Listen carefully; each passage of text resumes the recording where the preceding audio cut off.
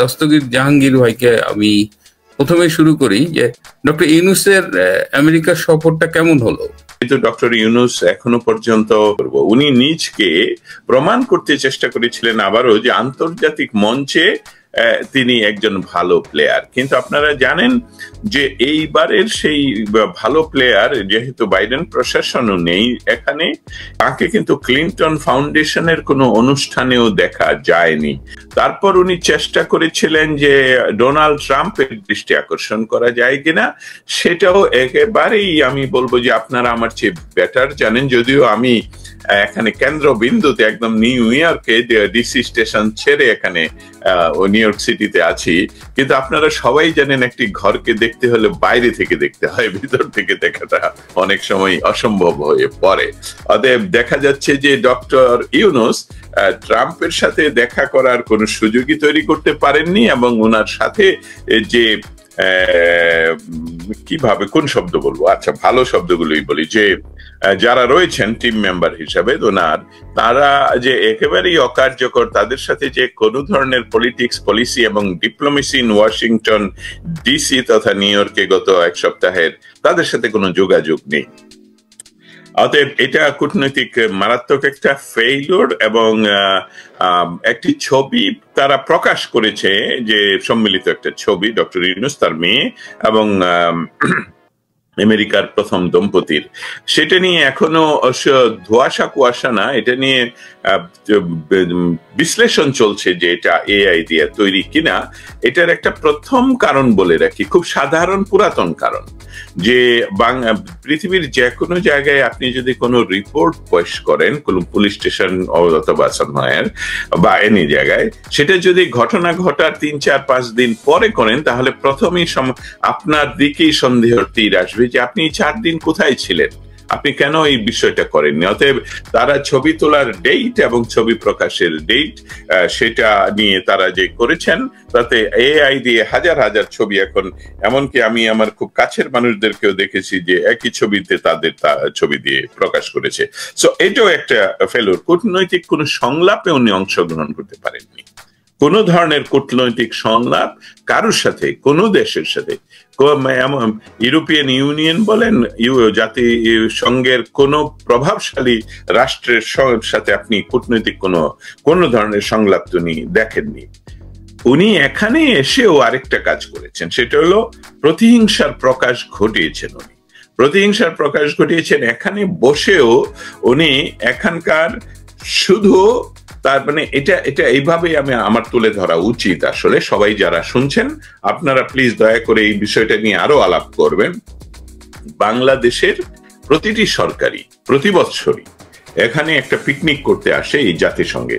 Donald Trump, আমেরিকার সবচেয়ে popular president, উনি নিজেই বলেছেন যে এটার কোনো প্রয়োজন নেই। আসলেই এটার কোনো প্রয়োজন নেই। এখানে সরকার জনগণের টাকায় একটা পিকনিক হয়, কিন্তু বাংলাদেশের কোন সরকার, কোন বাড়ি এখানে বাংলাদেশের জনগণের ট্যাক্সের টাকা $100 থেকে $150 বা $200 খরচ করে তার সাথে দেখা করার জন্য, তথাকথিত সম্বর্ধনার জন্য সরকারের পয়সা খরচ করে খাবার টেবিল সাজিয়ে খাবার দিয়ে এটা করা হয়নি।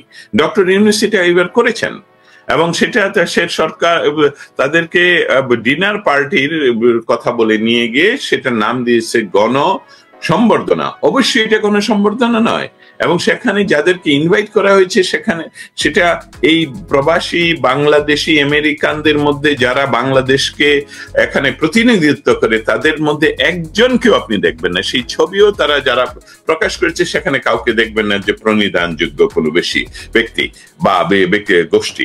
অতএব সেখানেও দেয় উনি প্রতিহিংসা আর বহিঃপ্রকাশ ঘটিয়েছেন। আপাতত আমি শেষ করব আপনি যেটা দিয়ে শুরু করেছিলেন, দেশে ফিরে যাওয়ার সময়।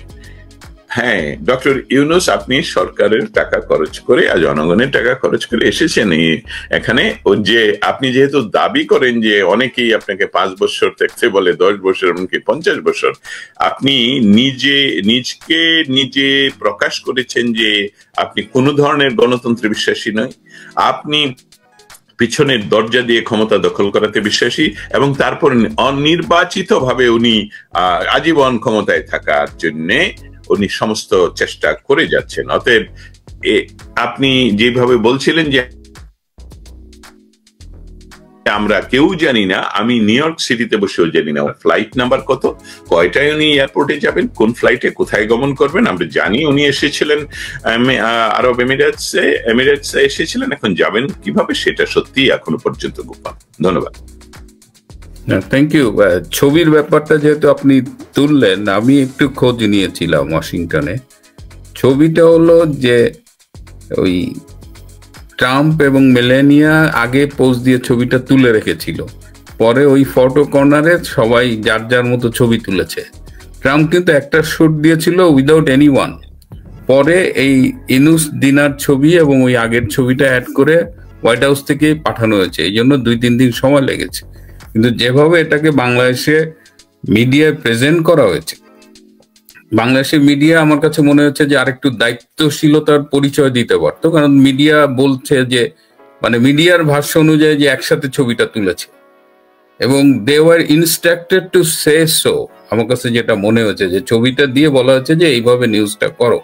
তো এটা আলটিমেটলি খুব একটা সম্মানজনক কিছু হয়েছে বলে মনে হয়নি। এবং আপনি যেটা বললেন যে কূটনৈতিক সাফল্য অর্জিত হয়নি, কিন্তু এবারে খেয়াল করেছেন যে এটা যে আরো 3-4টা পার্টির নেতাদেরও তিনি নিয়ে এসেছিলেন, যে বিএনপির মির্জা ফখরুল, এনসিপির আখতার হোসেন, জামাতের ডক্টর তাহের, এই যে সব পার্টি আনলেন, এটা এনে উনি কি অর্জন করলেন? এই প্রশ্নটার উত্তর আমরা উত্তর পাবার জন্য, বা এই প্রশ্নটার উত্তর এখন একদম ভেসে উঠেছে অনেক আগেই, তারপরেও আমি আবার নতুন করে তুলে ধরি আমাদের শ্রোতা মণ্ডলীদের জন্য। ডক্টর ইউনূস এর অবস্থানটা আমরা জানি।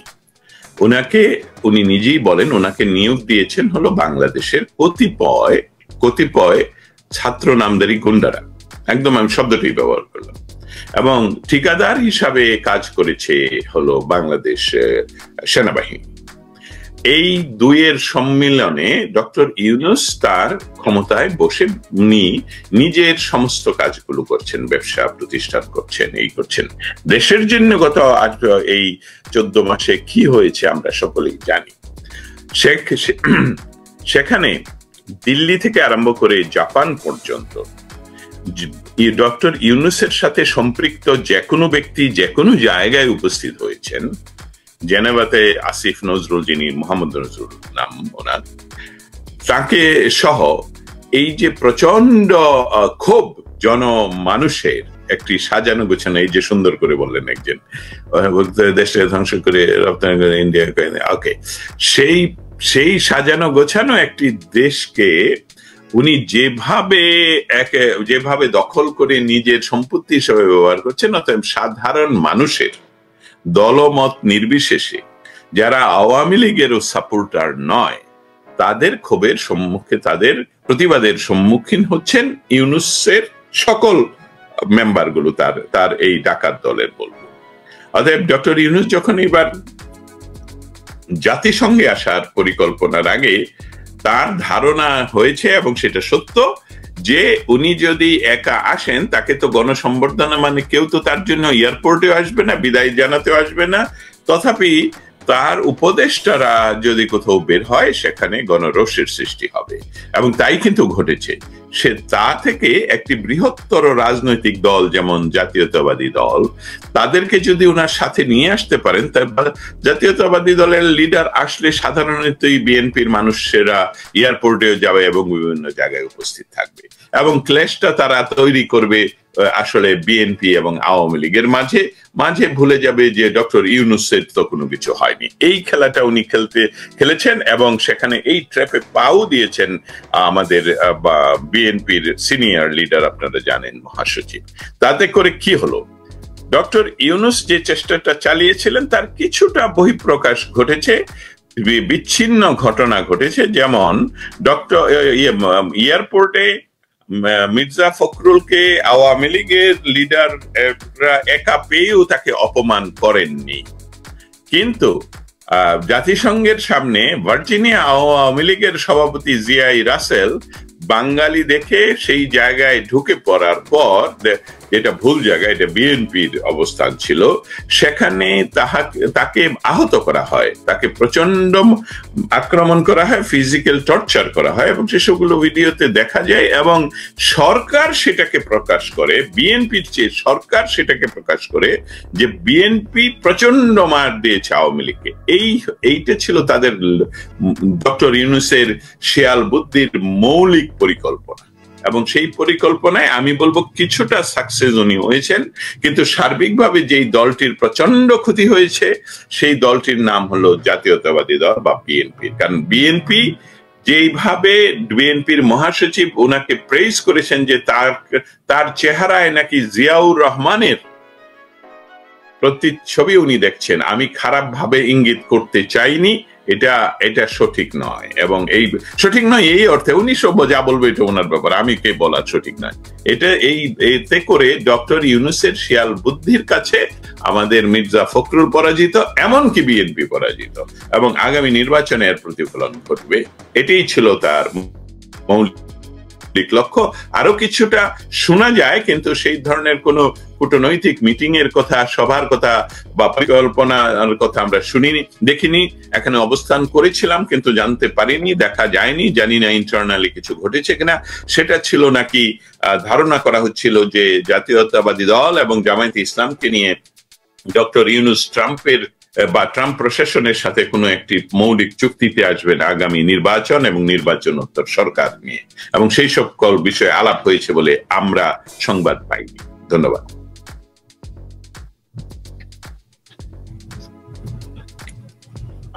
আপনি মিউট আছেন। ডক্টর ইউনূসের সাথে ডোনাল্ড ট্রাম্পের দেখা হয়নি, এটা আমরা জানি, কিন্তু স্টেট ডিপার্টমেন্টের কারোর সাথেই কি কথা হয়নি, দেখা হয়নি? আমি সেই কথাটাই বলছিলাম যে যখনই স্টেট ডিপার্টমেন্ট, আপনারা একটা বিষয় খুব খুব স্পষ্ট করে জানেন, আমি জানি যে স্টেট ডিপার্টমেন্ট হলো ওপেন বুক। তাদের সাথে তারা একদিন আগে, 24 ঘন্টা আগে বা বহু আগেই নোটিফিকেশন করে অমুক দিন অমুক জায়গায়, এটা পৃথিবীর যে কোনো জায়গায় হতে পারে, তা অমুক দেশের তমুক লিডারের সাথে তাদের মিটিং আছে। আবার বলা হয় এটা of the record or on the record. Of the record হলে আমাদের কারো সেখানে প্রবেশাধিকার নেই, অন দ্য রেকর্ড থাকলে আমরা চেষ্টা করতে পারি সেখানে থাকার জন্য। এরকম কোনো নোটিফিকেশন বা এরকম কোনো আপনি প্রেস স্টেট ডিপার্টমেন্ট গভে গিয়েও দেখতে পারেন যে না, গত 7 দিনে এরকম বাংলাদেশের কোনো প্রতিনিধির সাথে কোনো দিনই কোনো বিষয় নিয়ে আলাপ হয়েছে সেরকম কোনো সংবাদ তাদের ওয়েবসাইটে নেই। এবং হয়ে থাকলে অবশ্যই স্পেশালি আমি জানতাম, আমার মনে হচ্ছে হয়নি। যদি অন্য কারো কাছে কোনো সংবাদ থাকে সেটা আমরা পরে চেষ্টা করবো জানার। মানে অফিসিয়ালি হয়নি এই ব্যাপারটা, শিওর অফিসিয়ালি হয়নি এই ব্যাপারটা শিওর। জি, আমাদের দর্শকরা অনেক মন্তব্য করছেন। তানভীর হায়দার, বিশ্বের সবচেয়ে বড় বাটপার ও জঙ্গিবাদের পৃষ্ঠপোষক ইউনূসকে মোকাবেলা করতে হলে আওয়ামী লীগের আরো অ্যাগ্রেসিভ ভূমিকা নিতে হবে। আওয়ামী লীগ নিশ্চয়ই তাদের করণীয়টা বিবেচনা করছে এবং করবে। দস্তগীর জাহাঙ্গীর ভাই, আমার আরেকটা ছোট্ট প্রশ্ন ছিল যে এবার এই মির্জা ফখরুল বা আক্তার হোসেন, তাসনিম যারা গিয়েছিলেন এরা ট্যুরিস্ট ভিসায় গিয়েছিলেন বলে শুনেছি, B1 B2 ভিসা। তো ট্যুরিস্ট ভিসায় গেলে কেউ রাজনৈতিক কার্যক্রমে অংশগ্রহণ করতে পারে না, কিন্তু আমরা আক্তার হোসেনকে দেখেছি সে স্লোগান দিচ্ছে ইনকলাব জিন্দাবাদ, সামথিং মুর্দাবাদ, 1 2 3 4, ফ্যাসিজম নো মোর। এবং তখন কথা উঠেছিল যেহেতু ট্যুরিস্ট ভিসায় যে কেউ এই রাজনৈতিক কার্যক্রমে অংশগ্রহণ করতে পারে না, তার বিরুদ্ধে আইনি কোনো প্রক্রিয়া শুরু করা যায় কিনা বা মামলা করা যায় কিনা, এরকম কোনো কিছু কি হয়েছে আলটিমেটলি? আপনি জানেন কিছু? অসংখ্য ধন্যবাদ। প্রথম আসি B1 B2 ভিসা বা আমেরিকাতে যে কোনো ধরনের রাজনৈতিক কার্যক্রম পরিচালনার বিষয়টুকু, এটাকে প্রথম একটু আলাদা করে আমাদের বুঝতে হবে। প্রথম বিষয়টা হলো আমেরিকাতে অবস্থানরত যে কোনো মানুষ আমেরিকার আইন দ্বারা নিয়ন্ত্রিত। আর আমেরিকার আইনের যে উৎস বা পৃথিবীর সকল দেশের এই আইনের উৎস হলো তাদের সংবিধান। আমেরিকান সংবিধানের প্রথম যে অ্যামেন্ডমেন্ট, সেই অ্যামেন্ডমেন্টে হলো মুক্ত বাক, অর্থাৎ আপনার বাক স্বাধীনতার কথা বলা হয়েছে। এটা কোনো ক্রমেই আমেরিকাতে অবস্থানরত কোনো ব্যক্তিকে আপনি এটার বাইরে রাখতে পারবেন না। এটা সিটিজেন নন সিটিজেনের কথা নয়। আচ্ছা, এটা থেকে যদি কেউ এখন তর্কে আসেন তাহলে তো উনি কোনো আইন ভঙ্গ করেননি, কথাটা সত্য না। কথাটা হলো যে আপনি এখানে এসে রাজনৈতিক কার্যক্রম করছেন কিনা। রাজনৈতিক কার্যক্রম বলতে আপনি কোনো মতবাদের পক্ষে মতবাদ তৈরি করছেন কিনা। অতএব সেখানে দেখা যাচ্ছে যে আপনি যদি আমেরিকান রাজনীতির বাইরে পৃথিবীর যে কোনো রাজনীতির কার্যক্রম এখানে করতে চান, তাহলে আপনাকে ফরেন এজেন্ট হিসাবে রেজিস্টার্ড হতে হবে। দ্যাট ইজ দ্য আইন। অতএব আপনি যখন ইনকিলাব জিন্দাবাদ বলে বা অমুক্ত করবেন, তাহলে সেটা আপনি একটা রাজনৈতিক কার্যক্রমে ভিসা স্ট্যাটাস উনি ভঙ্গ করেছেন, লঙ্ঘন করেছেন। এখন বিষয়টা হলো যে এই ভিসা স্ট্যাটাস লঙ্ঘনের ক্ষেত্রে কিন্তু কেউ কোনো আইনি পদক্ষেপ আপনার আর আমার নেওয়ার কোনো কারণ নেই। আমাদের আমেরিকান সিটিজেনদের মৌলিক, পৃথিবীর প্রত্যেক দেশের সিটিজেনের মৌলিক যে রয়েছে, যেটাকে বলে ডিউটিস রয়েছে, সেটা হলো যে কোনো if you see something say something. এইটাকে এইভাবে বলা হয় যে আপনি যদি কোনো ক্রাইম দেখতে পান, আপনার দায়িত্ব হলো, নাগরিকের দায়িত্ব এটা রিপোর্ট করা, তারপর প্রশাসন এটা দেখবে। আমার দৃঢ় বিশ্বাস যে ব্যক্তিগত পর্যায়ে যেহেতু এটা কেস করা যায় না, সেখানে এই শুধু ওর নামে নয়, জারার নামেও প্রচুর সাবমিশন হয়েছে। এটা আমি দৃঢ় বিশ্বাস করি যে এখানকার বিভিন্ন সংস্থা, যেমন আইস, যেমন ইউসিস, বিভিন্ন সংস্থা, এমনকি স্টেট ডিপার্টমেন্টে হতে পারে, যে উনি যে ভিসা এসেছেন সে ভিসা উনি ভঙ্গ করেছেন। এখন ভবিষ্যতে দেখা যাবে যে এই ব্যক্তিটির ভিসা তারা ইস্যু করে কি করে না। আরেকটা বিষয় এখানে বলি, সেটা হলো যে বাড়ি আপনার, আপনি কার পক্ষে প্রবেশাধিকার দিবেন, কাকে দিবেন না, সেটা সম্পূর্ণ আপনার উপর নির্ভরশীল। আমরা দেখেছি যে বাংলাদেশের রেজিম চেঞ্জে মার্কিন যুক্তরাষ্ট্রের গত সরকারের প্রচন্ড প্রভাব ছিল এবং সরাসরি ইনভলভমেন্ট ছিল, অর্থনৈতিকভাবে, ট্রেনিং এবং এমনকি দূতাবাস তাদেরকে সহযোগিতা করেছে, আজও করে যাচ্ছে, এবং সেখানে তাদেরকে অনেকটা যেটাকে বলা হয় প্রোটেকশনও দেওয়া হয়েছে বিভিন্নভাবে। অতএব বর্তমান প্রশাসন, ডোনাল্ড ট্রাম্প বারবার বলেছিলেন ইন দ্য বিগিনিং $29 মিলিয়ন যে দুইজন ব্যক্তির ইয়াতে গিয়েছে, তার পরবর্তীতে ডক্টর ইউনুস এবং বা আমেরিকান বিভিন্ন রাষ্ট্রীয় প্রতিষ্ঠান বাংলাদেশের উপসাগরে, বঙ্গোপসাগরের বিভিন্ন অঞ্চলে নিয়ে, শুধু সেন্ট মার্টিন নয়, আপনারা জানেন যে বঙ্গোপসাগরে এখনো পর্যন্ত খনিজ সম্পদকে আহরণের জন্য আমরা তেমন কোনো করিনি, যেটাকে বলে যে খতিয়ে দেখিনি, এবং সেটা আমেরিকা ইতিমধ্যে জেনে গেছে, কারণ তারা পৃথিবীতে সবসময় সব দেশে সব জায়গায় তারা খনিজ সম্পদ কার কোথায় অবস্থান করছে তাদের সেই টেকনোলজিও রয়ে গেছে এবং তারা সেসবগুলো জানে। অতএব সেই সকল বিষয় নিয়ে কি ধরনের বিনিময়, মানে ডক্টর ইউনুস বর্তমান আমেরিকাকে কি দিচ্ছে না দিচ্ছে, সকল তো যেহেতু কোনো রাজনৈতিক সরকার ক্ষমতায় নেই, যেহেতু তারা সম্পূর্ণভাবে একটি, বলবো যে এই নিউ ইয়র্ক শহর এক সময় যেমন কোন কোন অঞ্চল মাফিয়া দ্বারা নিয়ন্ত্রিত ছিল, আপনারা গডফাদার ফিল্মেও দেখেছেন যে একদম এখানে সরকার ছিল, তারা যেভাবে যা খুশি তাই করতো। ডক্টর এরকম একটা ফ্যামিলির একটা বলবো যে তৈরি করেছে যারা বাংলাদেশকে পরিচালনা করছে তাদের ইচ্ছে মতো। বাংলাদেশে যে কে মারা যাচ্ছে, কে খুন হচ্ছে, কে শিশু ধর্ষিত হচ্ছে, মা ধর্ষিতা হচ্ছেন, বাড়ি পুড়িয়ে দেওয়া হচ্ছে, এই সকল ডক্টর ইউনূসের কোনো ধরনের বিকার হয় না। অতএব আমরা আমার কনক্লুশনটা হবে যে হ্যাঁ, এটা নিয়ে প্রচুর কথা হয়েছে, এটা নিয়ে প্রচুর এমনকি ছোট ছোট আলাপ আলোচনা হয়েছে, এবং যে সকল অ্যাটর্নিজদেরকে সাথে কথা বলা হয়েছে সে সকল অ্যাটর্নিরা রিকনফার্ম করেছেন যে এটা আইন ভঙ্গ হয়েছে, এবং সেই জন্যে তা নিশ্চয়ই রিপোর্ট করা হয়েছে। ভবিষ্যতে দেখা যাবে এটাতে কোনো অ্যাকশন আসে। ধন্যবাদ। আচ্ছা, ধন্যবাদ। আরেকটা বিষয় যে আবার একটু ভিসা নিয়ে আসি, যে জাতিসংঘে যারা সরকারি প্রতিনিধি দলের সদস্য হিসেবে সাধারণ অধিবেশনে যোগ দেয় তাদের ভিসা ক্যাটাগরি কিন্তু G2, মানে জাতিসংঘ related visa category G1 to G4। জাতিসংঘের স্টাফদের জন্য একরকম, জাতিসংঘ ইউএন মিশনের পার্মানেন্ট স্টাফদের জন্য আরেকম, যাই হোক G1 to G4। কিন্তু B1 B2 তে সাধারণ অধিবেশনে যোগদান করা, এটাও কিন্তু সাধারণ অধিবেশনের জন্য যে আইন আছে তার ধারা 25 অনুযায়ী এটাও কিন্তু একটা ব্যত্যয়।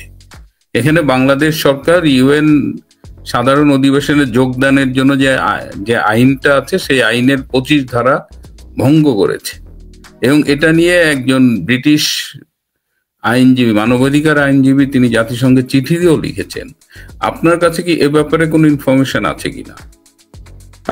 অসংখ্য ধন্যবাদ এই প্রশ্নটি করার জন্য। আসলে দেখুন, আমরা যেই ধরনের বিষয়গুলো নিয়ে আলাপ করছি এটা বাইরের থেকে খুব সহজেই মানুষ করতে পারে না, ধারণা করতে পারে না। আমরা এই বিষয়গুলো তুলে ধরার জন্য, এই সুযোগটা তৈরি করে দেওয়ার জন্য মিল্টন আপনাকে ধন্যবাদ জানাচ্ছি। ইয়েস, জাতিসংঘে যোগদান ভিসা, জি ভিসা হলো জাতিসংঘের ভিসা। এখন যারা এখানে এসেছেন, যে সকল লোক স্বজন এখানে এসেছেন ডক্টর ইউনূসের বহরে, তাদেরকে ডক্টর ইউনূস নিশ্চয়ই আগে সাবমিশন করতে পারতেন যে এই লোকগুলো জাতিসংঘে যোগদান করবে আমার টিম মেম্বার হিসাবে, তাহলে তাদের প্রত্যেকেরই জি ভিসা হবে, এবং সেটি ইলিগালিটি। যেহেতু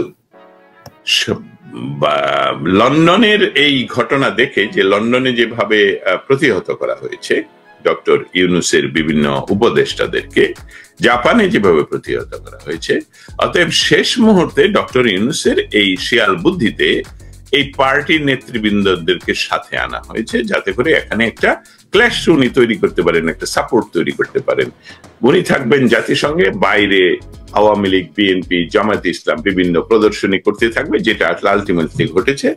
তাতে করে মানুষ মনে করবে, যেমন আমরা রাস্তায় একজন আমেরিকান জার্নালিস্ট আমাকে কানে কানে জিজ্ঞেস করছেন যে এই যে গ্রুপটা স্লোগান দিচ্ছে, বারবার বলছে রাজাকার রাজাকার, what does it mean? So মূলত ডক্টর ইউনূস খেয়ালিতে এরকম একটা জায়গায় তৈরি করেছেন যে মানুষ অনেকেই ডক্টর ইউনূসের প্রতিচ্ছবি দেখাচ্ছে, ইউনূস বলছে, রাজাকার বলছে, কিন্তু আমেরিকান মানুষের কাছে তো উনি প্রকাশ করতে পারছেন, দেখেন বাইরে আমার পক্ষে কত হাজার হাজার আমার সাপোর্টার, এখানে তারা আমাকে 50 বছর চায়। সো এটা ট্রান্সলেশনের বিষয় একটা রয়ে গেছে। আর ওই B1 B2 ভিসাগুলো, কারণ ইতিমধ্যে আপনি জানেন এমন একটা পর্যায়ে এসে ডক্টর ইউনূস ওনাদেরকে এই ট্র্যাপে ফেলেন, তখন আর জি ভিসার আবেদনের যে প্রক্রিয়া, সেই প্রক্রিয়ায় ওনাদেরকে আর ফেলতে পারছিলেন না। অতএব ওনাদেরকে, যেহেতু আগেই আমি বলেছি যে দেশ আপনার বাড়ি, আপনি কাকে এখানে ঢুকতে দিবেন কি দিবেন না, এটা তো সম্পূর্ণ আপনার ব্যক্তিগত ব্যাপার, তাই না? অতএব ডক্টর ইউনূসের সাথে তাদেরকে B1 B2 ভিসা দিয়ে তাদেরকে সফর সঙ্গী করা হয়, কিন্তু আসলে ওরা প্লেজার বা বিজনেস ভিসায় এসেছেন বা ভিজিটর ভিসায় এসেছেন। এবং তার জন্য আপনি কিন্তু লক্ষ্য করে দেখবেন যে সেখানে কিন্তু তারা জাতিসংঘের যে মৌলিক মিটিং গুলো, সে সকলগুলোতে সরাসরি কোনো ধরনের অংশগ্রহণ করতে পারেনি। প্রতিটি, এখানে আরেকটা ব্যাখ্যা আমি করি, জাতিসংঘ হলো যেখানে প্রতিটা রাষ্ট্রের একটি অধিকার রয়ে গেছে, কারণ রাষ্ট্র এটার অংশ, মানে এটার মেম্বার। অতএব রাষ্ট্র সেই জাতিসংঘে বসেই, যেহেতু এখানে আমাকেও কালকে বলতে পারে রাষ্ট্র যে তুমি ওনাকে জাতিসংঘে এই কাজের জন্য আমরা সাথে করে নিয়ে আসবো, অতএব তারা পারমিশন দিবে। যখন আপনি ফিজিক্যালি এখানে উপস্থিত, তখন তারা জিজ্ঞেস করবে না হোয়াট ভিসা ইউ হ্যাভ, তোমার আইডি দেখো, কারণ আপনি এটার ভিতরে কাজ করতে যাচ্ছেন না। কিন্তু যখন আপনি ভ্রমণ করবেন আমেরিকা বলবে যে তুমি কেন যাচ্ছ, জাতিসংঘে যাচ্ছ, ওকে তাহলে তোমার রাষ্ট্র থেকে দাও যে তুমি সেখানে যাচ্ছ। অতএব এই যে দেখুন, মেটিকুলাসলি ডিজাইন চুরি, ছোটকালে ডক্টর ইউনুস যে ক্রিমিনাল মাইন্ড, ছোটকালে উনি ম্যাগাজিন চুরি, এবারও আবার সেই এটা নিয়ে আলোচকরা অনেক আলোচনা করা উচিত, কারণ এই যে ক্রিমিনাল মাইন্ডের আবার বহিঃপ্রকাশ, জাতিসংঘেও উনি কিছু মানুষকে নিয়ে আসছেন ফাঁক ফুকর তৈরি করে যে B1 B2 তে আসা, তারপরে আমার সাথে তোমরা ওইটার ভিতরে তোমরা যেতে পারবে এবং বলা হবে অংশগ্রহণ। ওনারা কিন্তু দেখবেন ভিজিটর হিসাবে ছিল, বেজগুলো বড় বড় করে দেখতে পারবেন। আর যারা জাতিসংঘের ইয়েতে যোগদান করেছেন তাদের বেজ আলাদা, কারণ তারা সরকারের পক্ষ থেকে এসেছেন। সো এটা আরেকটা মানে ওনার এই ক্রিমিনাল মাইন্ডের বহিঃপ্রকাশ, এবং ফাঁক ফোকর দিয়ে এটা করেছেন। এটা আইন ভঙ্গ করেছেন দুই ভাবে।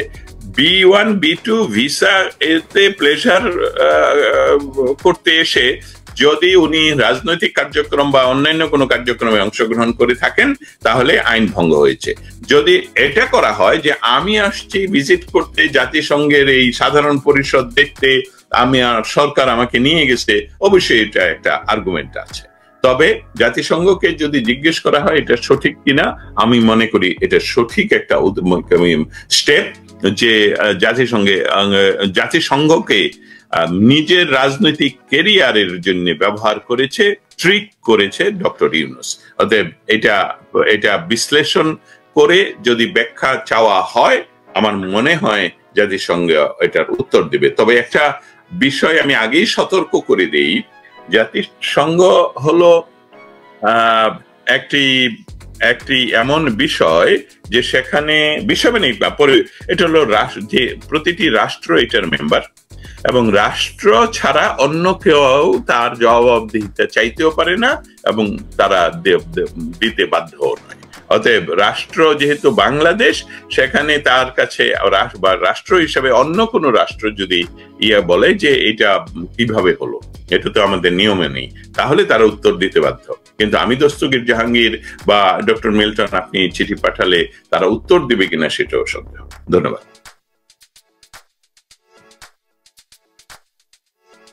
আপনি মিউটেড।